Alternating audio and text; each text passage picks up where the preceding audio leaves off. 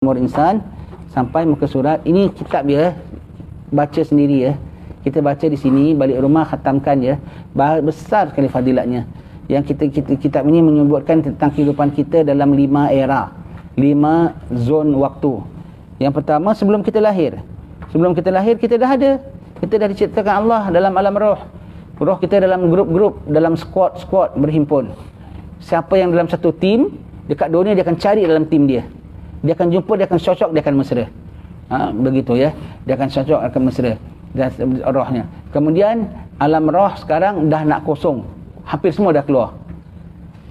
Lahirnya kat dunia, itulah tahap kedua. Daripada kita lahir sampai kita putus nyawa. Itu second part of our entire life. The third phase ialah alam barzakh. Putus nyawa saja masuk alam barzakh. Sekarang alam barzakh dah nak penuh. Alam arwah dah nak kosong. Awal mula masuk alam barzakh, Habil, anak Nabi Adam, adik dia bunuh dia. Alam barzakh, alam barzakh. Kemudian lepas alam barzakh, bangkit sekaligus sama sekali alam mahsyar, 50,000 tahun. Kemudian lepas itu alam kekal abadi, sama ada syurga ataupun neraka. Alam kekal abadi, syurga ataupun neraka, 5 peringkat alam, 5 peringkat alam. Dan sekarang sini semua dalam peringkat berapa kita semua? Ada yang peringkat ketiga tak? Semua peringkat kedua lah, semua masih hidup. Peringkat kedua pula, satu demi satu akan meninggalkan. Dan dalam peringkat kedua ini pula berbagai tahapnya. Peringkat ketiga berbagai-bagai tahapnya. Sekarang sampai muka surat 114 ya.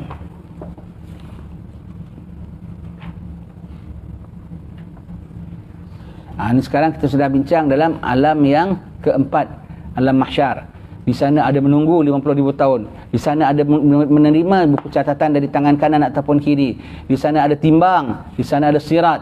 Situ. Baru masuk yang last one. Ini kita sedang dalam peringkat alam yang keempat. All this we will go through. All this we will go through. Jadi kalau kita tak belajar macam mana kita going to face all this, tapi kita tak tahu pun perkara ini semua. Beruntung umat Islam dapat pelajaran. Jadi pada hari itu dia tak terperanjat. Dia tahu hari ini kami sudah menjangkakan hisab ini. Dan dia beri makan dan dia beri minum pada hari itu. Yang orang kafir, kami tak tahu pun hari hisab ini. Tapi tampil tak? Tampil. Ditanya tak? Ditanya. Ada jawapan tak? Tak ada jawapan. Tak ada jawapan. Orang-orang yang tak beriman kepada Allah Ta'ala. Semua amalan ditimbang. Sampai situ ya. Sesudah itu mizan, timbang pun dipasang untuk menimbang semua amalan manusia. Timbang tu kanan kiri ya. Satu piring timbang itu dia punya diameternya antara barat dengan timur. Besar. Pahala besar-besar, dosa pun besar-besar. Begitu besar sekalipun, kita kalau nak timbang beras goni, dia punya weighing machine besar tak? Kalau kau nak timbang emas kecil, kau taruh kat situ tak gerak pun jarumnya. Kan? Kalau kau pakai timbangan emas, kau nak timbang gajah, boleh tak? Pecah timbang tu. Jadi timbangnya begitu besar, tapi sikit kau taruh pun nampak dia punya jarum dia. Nampak dia punya naik dan turunnya. Dan timbang ini pelik. Kalau setengah ulama punya pahaman daripada penjelasan-penjelasan bahawa kalau pahala banyak, dia berat kan? Kalau berat dia turun ke dia naik? Kalau pahala banyak dia makin naik. Kalau dosa banyak dia makin turun. Jadi kalau kau tengok timbang kau yang pahala naik, bukan ringan, berat tu. Sebab pahala naik. Adakah berat makin naik? Ya. Kalau digital tak naik. 100, 200, 300. Dan sana dia dah bukan mechanical lagi. Dia more than digital, more than electronic. Combine mechanical with digital with electronic. Kita tak pernah nampak bendanya. Jadi setengah ulama mengatakan timbang ni pelik. Kalau yang hasanat punya, pahala punya makin banyak, bukan makin berat, makin naik, makin tinggi begitu ya. Sampai dia punya sensitif, satu abuk pun boleh naik tinggi. Satu abuk pun naik tinggi. Adilnya Allah Ta'ala, ditanya, kasih explanation, beri penjelasan, clear.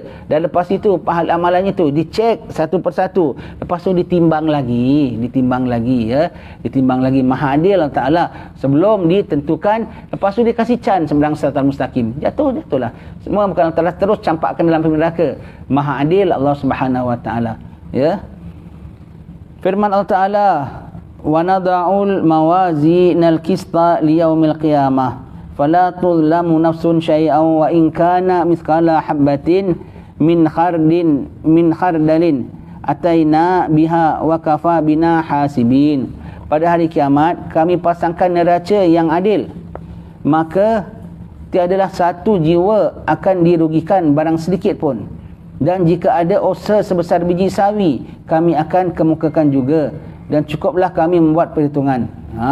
Jadi Allah Ta'ala akan pasangkan mizan, dan dengan keadilan Allah Ta'ala semua akan ditimbang, setiap satu daripada kita, setiap amalan kita ditimbang, ya. Dan sedikit tidak dirugikan. Ada orang bertanya, ya, Allah Ta'ala Maha Pengasih, Maha Penyayang, ya. Macam mana kita nak nampak pengasih dan penyayang Allah Ta'ala terhadap orang ahli neraka? Dia kan kena bakar, dia kan kena sula, dia kan kena menjerit, tak makan, tak minum, kena tuang air timah. Macam mana nampak rahmat Allah Ta'ala? Itulah rahmat Allah Ta'ala. Allah Ta'ala pernah kasih dia amalan, pernah kasih dia hidup. Itulah rahmat Allah Ta'ala. Allah Ta'ala pernah offer dia syurga, tapi dia pilih. Dan itulah rahmat Allah Ta'ala. Allah kasih hanya setimpal saja. Itu setimpal tau. Nothing more. Not even a 1% more. Allah Ta'ala nak gandakan boleh tak? Api yang 1000 darjah, Allah Ta'ala nak kasihkan sampai 1,000,000 darjah. Boleh tak? Boleh. Allah kasih patut dia punya kesalahan kena 10 kalajengking, 10 ular. Allah nak kasih 100 kalajengking, 100 ular. Boleh tak? Boleh. Itulah rahmat Allah Ta'ala. Allah tak kasih setimpal dengan kesalahannya, sedikit pun tak dilebihkan. Itulah rahmat Allah Ta'ala. Dan rahmat Allah Ta'ala bagi orang yang pilih untuk derhaka pada Allah. Itulah kira rahmat dia lah. Tak digandakan walau sedikit sekalipun. Itulah rahmat Allah Ta'ala.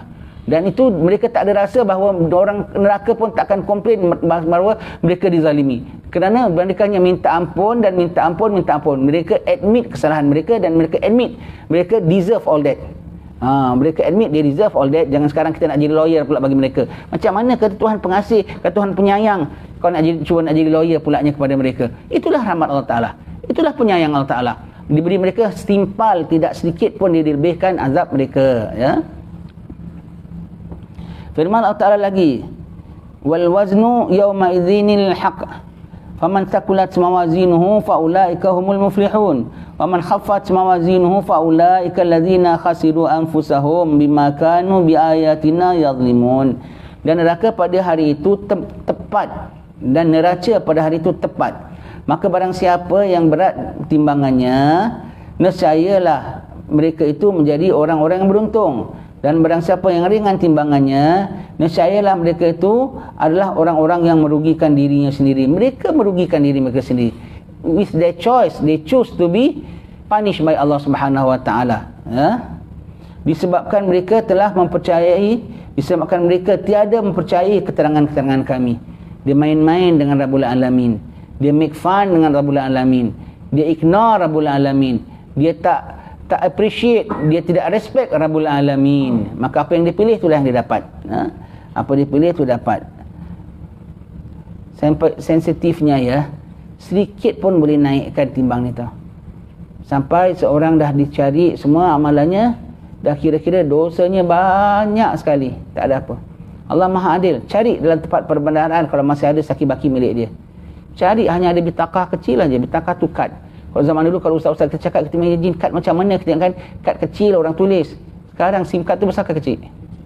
Macam-macam ada dalam dia kan. Ada bitakah kecil aja diletakkan terus jadi berat. Apa dalam bitakah tu? La ilaha illallah. Yang ada dah tengok berat, apa dosanya? Ringan pahalanya. Cari. Tahu malaikat ambil satu pon jin. Lagi kecil lah daripada ini. Pon jin letakkan terus jadi berat. Apa dalamnya? Sekepal tanah. Dia hadir pengkebumian, dia pernah bantu pengkebumian dengan sekepal tanah jadi tolong campakkan. Pun dikira oleh Allah Ta'ala. Dikira oleh Allah Ta'ala walau sedikit sekalipun, walau sebesar biji sawi sekalipun akan nampak. Faman ya'mal mithqala dzarratin khairan yarah wa man ya'mal mithqala dzarratin syarran yarah. Kalau buat sebesar biji sawi, sebesar hama sekalipun, kebaikan akan nampak. Sebab buat buruk sebesar itu pun akan nampak. Tak boleh nak lari, tak boleh nak elak, ya. Maha Adil Allah Ta'ala. Segala kebajikan dan kejahatan itu pun ditimbanglah dengan adil. Siapa yang kebajikannya lebih berat dari kejahatannya, nescaya dia beruntung dan bahagia. Kalau kita nak berat kita banyak macam mana, ya. Dia kan prepare-nya sekarang, ya. Imam Ghazali bilang nak jawab soal kubur sekarang tahu, jangan dalam kubur. Nak prepare for hari mahsyar, jangan berpeluh sekarang, banyak keluarkan peluh. Nak dapat makan dan pakai di sana, sekarang dia siapkan beri makan dan pakai orang. Dan siapa nak berat timbangnya, ada jalannya. Kalau kita nak berat timbangan kita, hendaklah kita punya batin lebih baik daripada kita punya zahir. Yang batin tu maksudnya apa? Yang orang tak nampak. Sama ada benda tu memang kita buat secara fizikal, cuma orang tak nampak, ataupun depan-depan orang tapi orang tak nampak. Itu pun batin juga. Batin fizikal yang orang tak nampak, seperti sembahyang qabliyah ba'diyah di rumah. Batin fizikal yang orang tak nampak, seperti baca Quran sendiri, seperti sembahyang malam sendiri. Itu benda fizikal tapi orang tak nampak. Itu pun batin. Termasuk batin juga depan orang. Ikhlasnya, redanya, tawaduknya depan orang, tapi orang nampak tak? Tetap tak nampak. Asal yang tak dinampak oleh orang tu lebih baik daripada yang dinampak, beratnya timbangnya akan berat. Kalau yang dinampak oleh orang baik tetapi actual factnya tak baik, ringanlah. Kerana timbang hanya kulit saja. Ibarat apa, gift box, hanya wrapping paper je saja cantik, tapi dalamnya kosong. Jadi kalau nak berat timbangan kita, biarlah dalam itu berisi dan berisi dan berisi, beratlah timbangan kita. Kosong dan kosong dan kosong, ringanlah timbangan kita. Nak berat timbangan kita, isi, ikhlas, redha, padu, sabar, syukur pada Allah Ta'ala. Kita buatnya amalnya yang satu, tapi plus dengan syukur aku dapat beramal. Takut kalau tak diterima amal. Ada dalamnya apa pulanya? Harap diterima amal. Kemudian bersyukur dapat beramal. Kemudian takut kalau ditolak oleh amal. Amalnya satu, tapi dia punya macam-macam, dia punya batin, dia pengharapan pada Allah Ta'ala berat dan berat dan berat dan berat dan berat. Begitu ya, berat sekali. Kalau dia amalnya banyak tetapi rosak dalam batinnya, tak diterima oleh Allah Ta'ala, ya.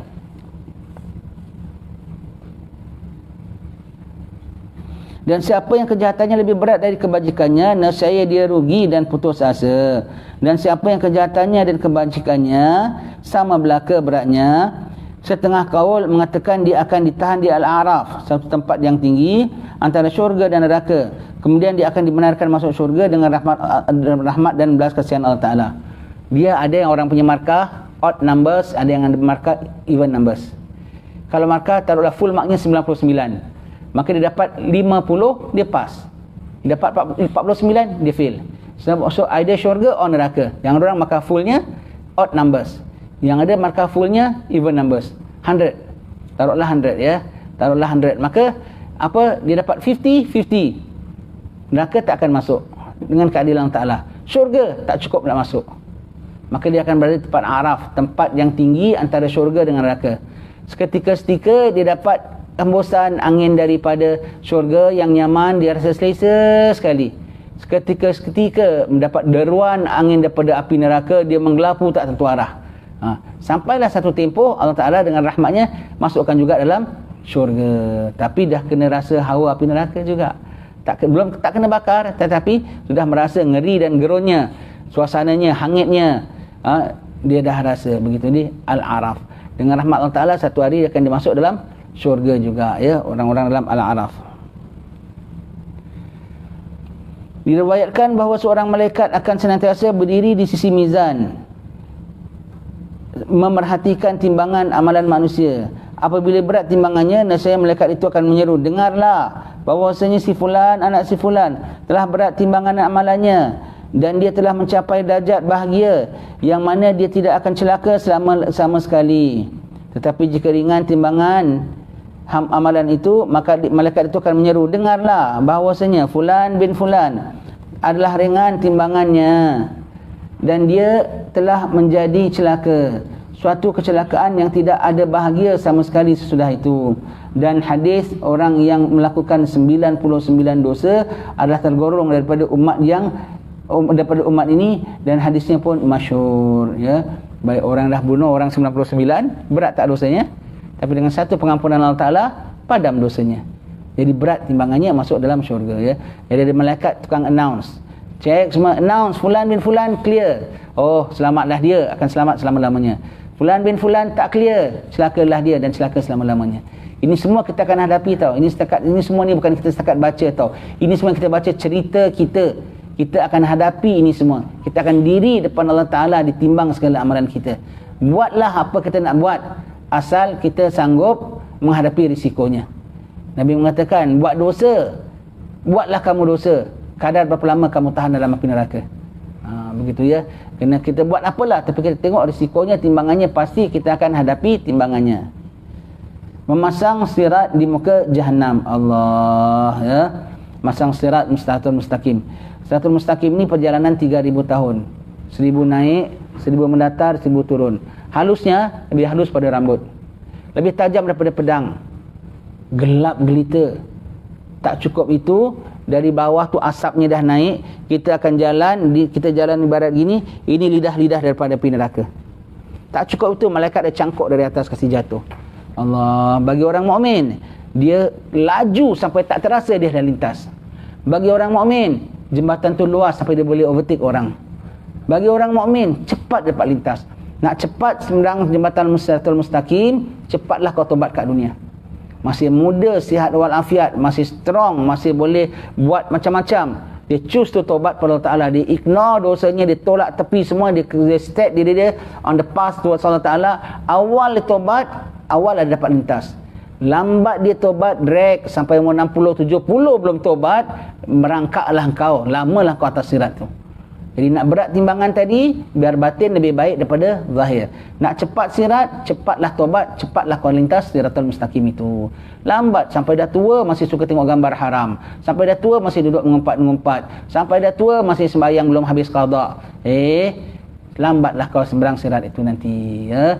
Dan kita orang mukmin, kalau kita baca surah Al-Kahfi setiap Jumaat, nanti ada cahaya. Kalau kepada surat Dukhan, ada cahaya naik sampai ke atas. Semua cahaya itu akan keluar balik pada hari mahsyar. Pada hari mahsyar, pada hari sirat. Itu orang kafir nampak kita bercahaya. Wahai orang mukmin, minta cahaya sikit, minta cahaya sikit. Tak diberi oleh Allah Subhanahu Wa Taala ya. Maka itu cahayanya ya, seberang Siratul Mustaqim. Cukup halus. Tak selamat seberang jembatan yang lurus itu, kecuali kamu menyeberangi kehidupanmu ini dengan jalan yang lurus. Dia tidak over sangat, zikir banyak sekali, terlampau kanan, jatuh. Tak zikir langsung, kiri jatuh.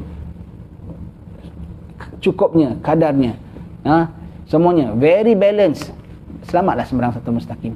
Selamat Siratul Mustaqim dunia, selamat Siratul Mustaqim di akhirat. Sirat, jembatan yang dipasang atas muka Jahannam. Lalu semua manusia diperintahkan untuk melaluinya. Tidak melaluinya kecuali sudah jawab 4 soalan. Yang pertama, throughout the life, umur kau bikin apa? Kemudian masa youth, masa remaja, kau bikin apa? Kemudian harta disanya 2 kali. Dari mana kau peroleh, ke mana kau belanjakan. Kemudian ilmu, bagaimana kau dapat dan bagaimana kau amalkan. Lepas tu ambil ilmu penting. Ambil ilmu daripada orang ahli bid'ah. Ambil daripada ilmu daripada orang-orang yang tidak nyata sanadnya. Semua. Tak tahu hadis sahih saja. Nak menyampaikan hadis sahih, berapa banyak ulama kau ambil. Cuma begitu ya. Ilmu penting ditanya ya. Ilmu penting ditanyakan begitu nanti yaumil akhir. Hati-hati, kita semua akan disoal, akan ditanya yaumil akhir. Clear? Pergi seberang sirat. Pergi seberang sirat. Sirat itu diriwayatkan lebih tajam dari pedang dan lebih halus dari rambut. Manusia melaluinya menurut kadar amalan masing-masing. Siapa yang punyai sempurna imannya dan berlomba-lomba untuk mengerjakan ketaatan kepada Allah Ta'ala, nescaya mudahlah ia melalui sirat.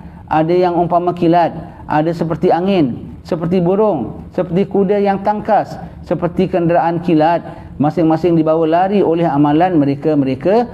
Ada pula yang merangkak, dan ada yang dijilat oleh api, dan ada yang jatuh ke dalamnya, dan ada yang masuk dalam grup. Pergi pakai grup. Dipanggil grup, sama-sama pergi. Dipanggil grup, sama-sama masuk. Kalau naik grup station, kita naik MRT daripada Paya Lebar sampai Raffles, semua sampai waktu tak? Sama-sama tak? Terus ada sportsman, ada pakcik bertongkat, tapi kita masuk sekali. Masuk syurga, zumara dalam tim. Masuk neraka pun zumara. Dipanggil. Kita masuk dalam grup gitu. Ada kilat laju, seperti kilat laju. Yang ada macam burung. Macam burung pun dah cukup bagus dah. Macam burung dia tak rasa pun. Kalau macam burung, terbang lah. Punya laju, terbang. Macam kita pergi Mekah, bawah kita ada apa? Ada Malaysia, ada Thailand, ada India. Orang tanya, kau nampak kat KL? Masa kau jalan pergi Mekah, orang KL tengah buat apa? Entah. Orang Thailand buat apa? Entah. Aku bypass, aku dekat atas. Tak tahu dah sampai Jeddah. Kalau jalan kaki macam mana? Kau nampak orang tengah cucuk tanam, kau nampak orang tengah toreh getah, kau nampak orang tengah nyawit, kau nampak orang tengah tangkap ikan, kau nampak India orang tengah buat perata, umpamanya semua kau tempuh. Kau sampai kat tempat kena cek, kau nampak kau kena itu, kau kena spend this and that, kau terjumpa perompak lah, kau terjumpa apalah, kau kena tahan roadblock lah. Semua kau kena go through kalau kau jalan. Kalau terbang, naik roket lagi. Yang dia tak rasa, kau tahu sirat? Tak tahu. Begitu laju dia tak sadar, dia dah semberang sirat sekalipun, ya. Yang ada seperti kilat menyambar, ya. Kilat menyambar sekali, ya. Begitu cepat sekali, ya.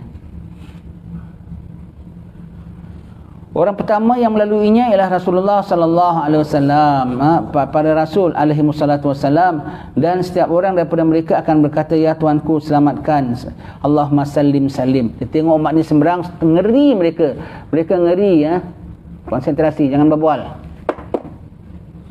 Dia tengok umatnya semberang, mereka ngeri, ya Allah selamatkanlah, ya Allah selamatkanlah. Mereka takut kalau umatnya jatuh, ya.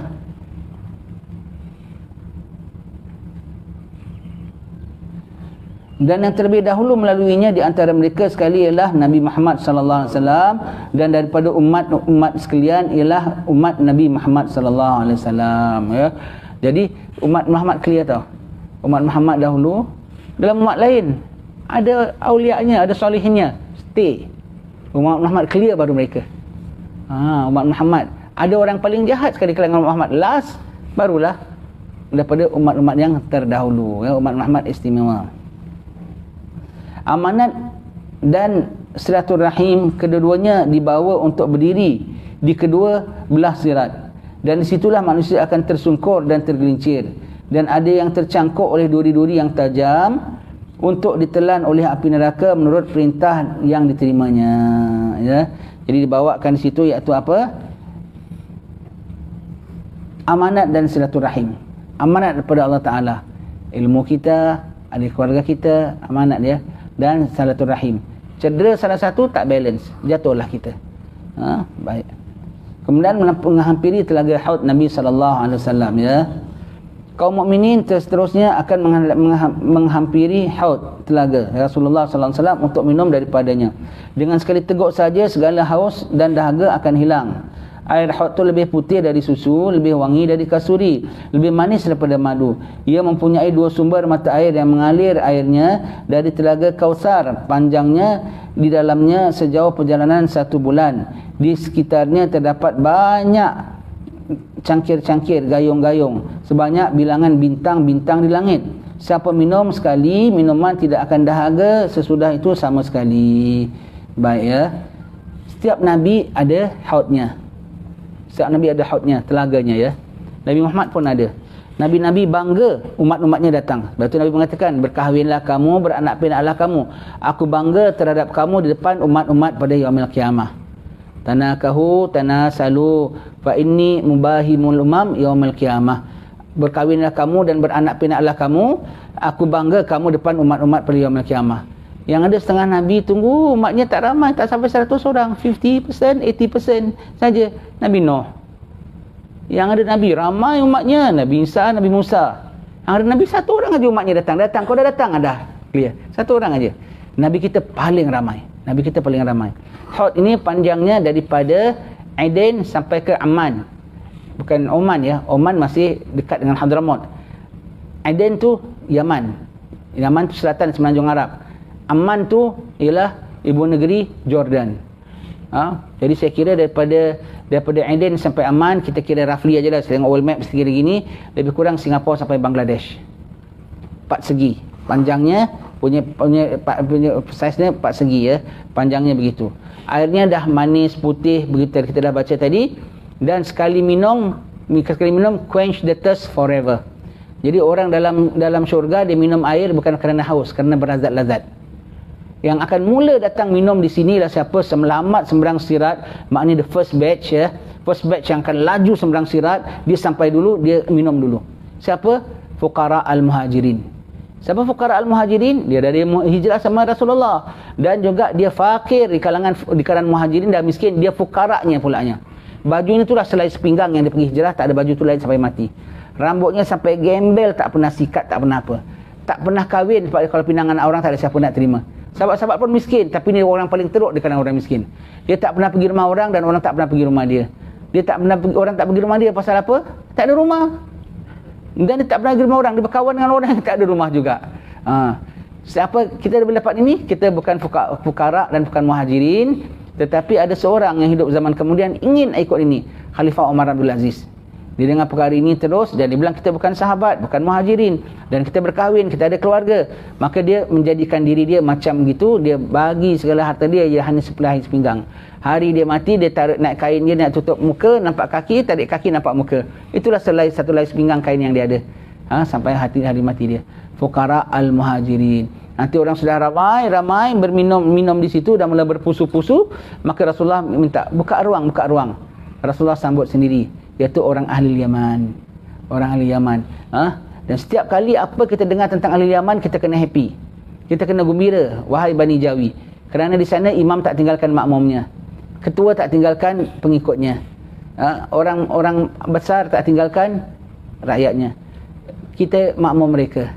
Nanti orang Yaman, tengok orang Singapura pun ada, orang Batu Pahat pun ada, kau bermakmum dengan orang Yaman. Di antara the top part of orang Yaman ialah anak cucu Al-Muhajirilallah.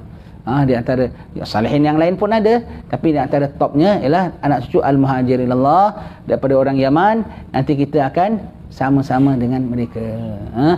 Bahkan Siti Fatimah pernah mengarahkan anak cucunya, nanti di Sirat kita pastikan kamu, aku paling depan dan kamu semua paling belakang. All the followers not follow, all the followers in between. Siti Fatimah pernah minta. Jadi nanti kita ke Semerang, Siti Fatimah depan, Sayyidina Hasan, Sayyidina Husin. Nanti kita pulanya, mudah-mudahan ya, nanti belakang kita semua sayyid-sayyid yang lain. Dia protect us. Bukan kita ikut mereka pun, dia guide us. Kalau kat belakang boleh jadi tertinggal, boleh jadi tercecer. Kalau kat belakang kita slow pun, dia orang akan protect us, dia akan push kita bersama. Subhanallah. Di sana nanti apabila dipanggil, apa Rasulullah panggil, nanti buka ruang. Orang Yaman dikasih keistimewaan. Orang Yaman kasih keistimewaan ya. Sebab itu mereka didengki oleh orang macam-macam, bilang dia bid'ah lah, dia apalah semua tu. Allah ya. Para ulama telah bertelingkah dalam pendapat sama ada haud telaga itu sesudah sirat ataupun sebelum masuk syurga ataupun sebelum mizan dan sirat. Semuanya berkemungkinan.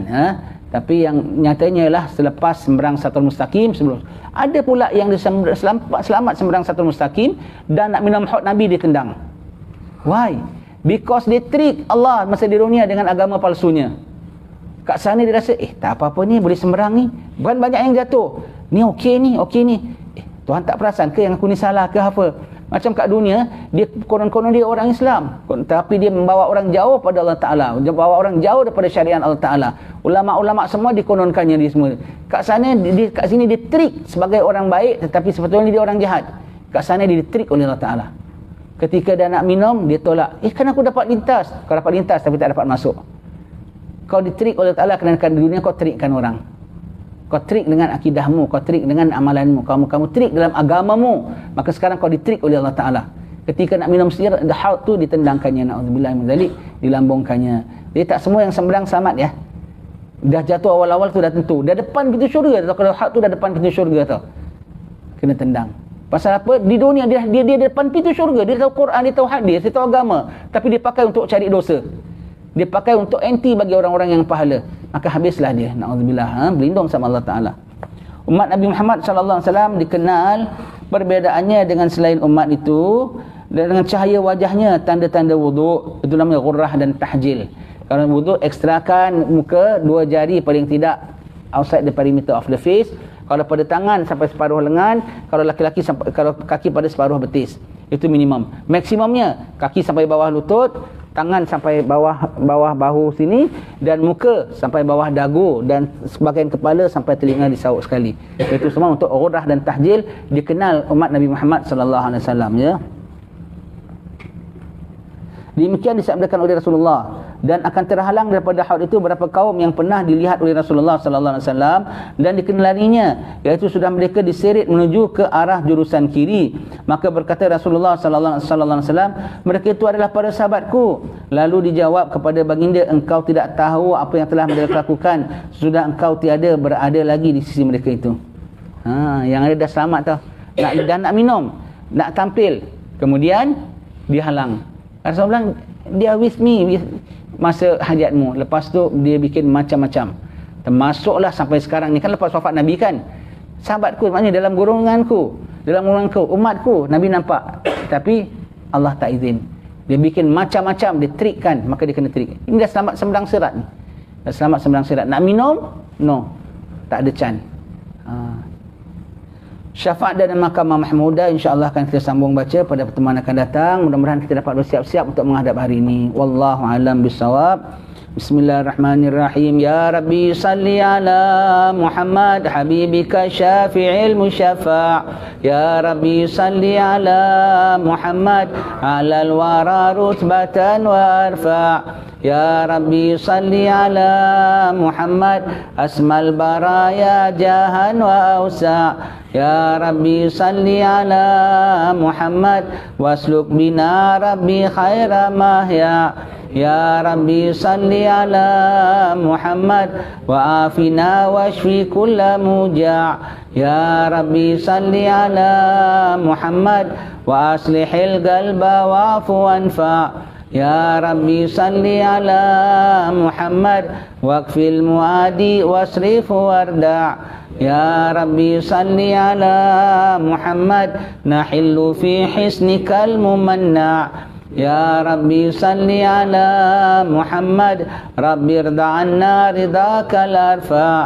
Ya Rabbi salli ala Muhammad waj'al lana fil jinani majma'. Ya Rabbi salli ala Muhammad rafiq bina khaira khalqika ajma'. Ya Rabbi salli ala Muhammad. Ya Rabbi salli alaihi wa sallim. Allahumma salli wa sallim wa barik alaihi wa ala alihi. Alhamdulillah rabbil alamin.